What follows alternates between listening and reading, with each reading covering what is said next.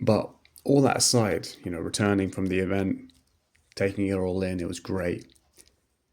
The next day, a student of mine knew I went to the show, and with great excitement and eagerness in his eyes, he came up to me and he was like, "Oh, how was it? How was it?"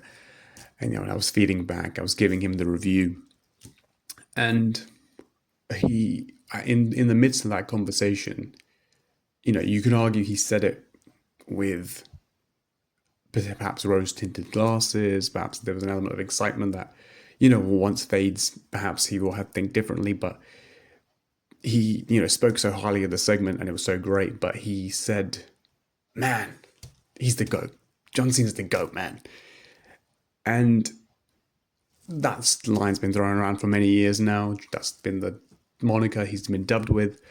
To an extent, I've never agreed with it, but I acknowledge and accept why they would label John in that way. And he's not unworthy of such a tag. He's done so much. But I've never agreed with that. I've never been like, yeah, John's the GOAT. But when he said that, and the more I thought about it, I'm not saying he is, but I'm saying it's possible that I did just see the GOAT of professional wrestling. Because now I'm not saying purely in the ring. I've always held that Bret Hart is the greatest in ring. He's the greatest wrestler, pure wrestler I've ever seen in my life, and I stand by that. But total package, John Cena may be the GOAT.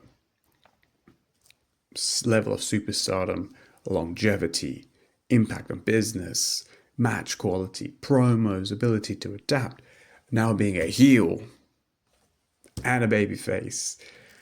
All these things combined, it's quite possible. Or it's a damn fair argument if someone was to make the argument